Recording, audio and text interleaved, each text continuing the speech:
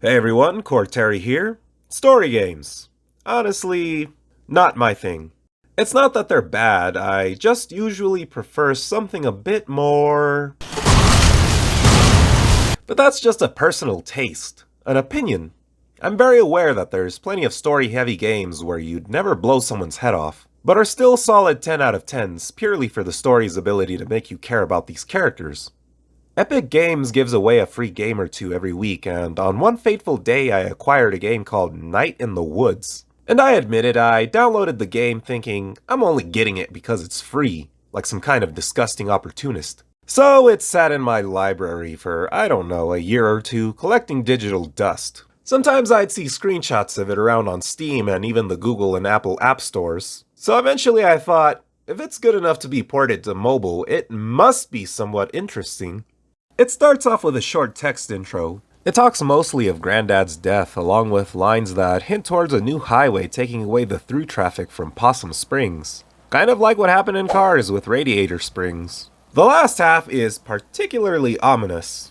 On his last day, he sat up suddenly and stared bug-eyed through the window at the old parking lots, wide and sparkling like oceans. He turned to my dad, eyes still wide. "This house is haunted," he said, and died. Oh man! Oh god! Oh man! Next we're at the bus station and we get introduced to our main character, a black cat named May. She recently came back to Possum Springs, a small town someplace somewhere. Seems like we're supposed to be getting picked up, but nobody's here. I'd call someone, but the only payphone around was stolen, and this game seems to take place in a time or setting where smartphones have been replaced with notebooks. So far, I'm finding the design and art style of the game pretty interesting. It's simple, yet it's got depth. Just check out the TV playing news in the back. Yeah, you're not the only one that does that, cyberpunk. The only thing to do now is to leave, but this bird is in the way. Birdman tells me that it's 10:45 and the bus station is closed, which explains why I'm the only one here. What kind of bus drops you off at a closed bus station? How'd I even get in if the only door is busted? Just a college girl with some greasy drill monkey late at night at the closed bus station. Absolutely nothing could possibly go wrong. This guy is actually pretty indifferent towards me, and the only thing he makes me do to get him to open the door is to fetch him a soda from the vending machine. I'm really liking this mechanic where you interact with your hands, or rather paw.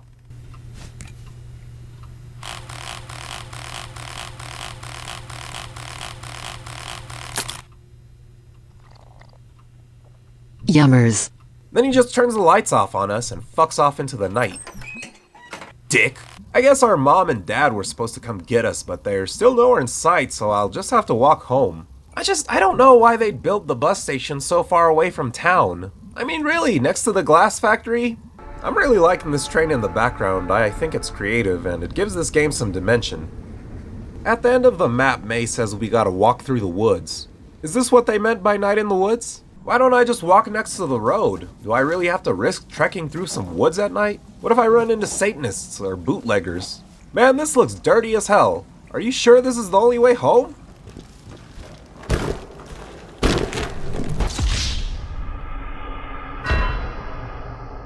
Boy, climbing over logs out of a ravine sure was better than walking down the road.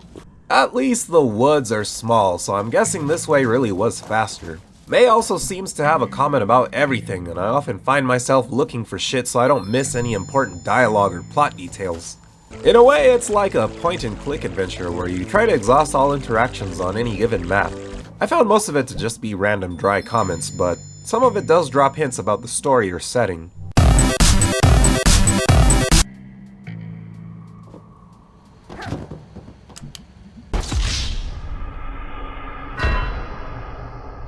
Officer Mittens is apparently already well acquainted with me and tells me to get in the car or go to jail.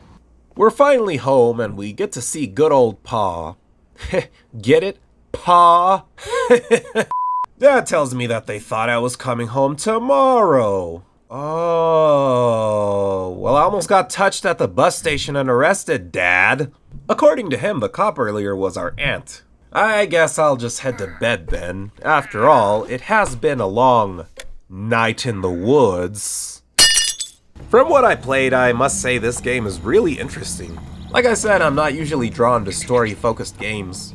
I'll usually think, story? Pfft, I'm not trying to get invested in people's lives. That's not what people do in the 2020s. It takes too long to be invested into a story that might not be good.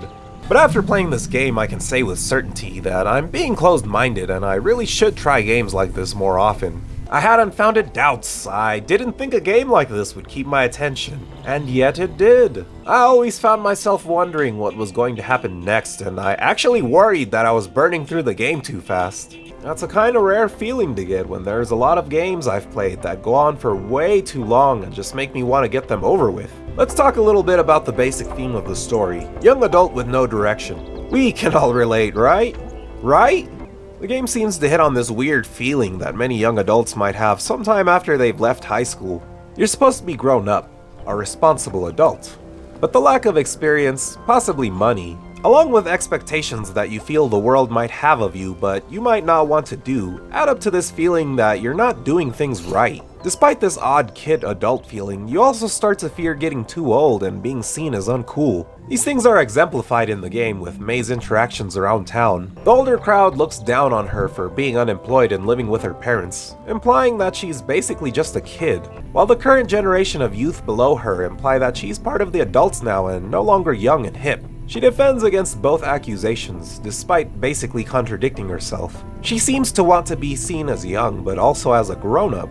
Night in the Woods has a good assortment of characters, each with their own colorful personalities, interactions, and relationships. One personality trait everyone in Possum Springs seems to share, however, is being a fucking dry smartass. Strangers, your friends, even your mom has something smart to say. There must be something on the water. I'm sensing a bit of hostility from the locals. It's a little justified though, since it seems like real life's hit everyone in the ass pretty hard. I know I keep saying this, but the developers did a really good job at making the environments feel alive for how simple the art style is. And come on, the style is cute, it's like playing a kid's cartoon. The soundtrack is also really good and adds to the overall mood. It definitely adds a layer of emotion to the game. Both the lighthearted art style and cheery music, combined with the not-so-cheery story, creates some pretty good dissonance in the player's mind. Like I said, it's like playing a kid's cartoon, but with more mature themes. There's also this Guitar Hero-like minigame where May plays the bass. I just really suck at these games. Even with only 4 keys, I still can't stop fucking up the song. God, what the fuck's happening? There's more, but it's nothing I can say that won't spoil the game further. I honestly think it's worth buying, especially if it's on sale. Even at normal prices, it's totally worth the $20? Well, like I said, get it on sale if you're on the fence. I'm kidding, it's worth full price, but hey, maybe Epic Games will give it away for free again. Maybe. Hey everyone, thanks a lot for watching. Please drop a like and a comment if you enjoyed this video, and make sure to subscribe if you'd like to see more.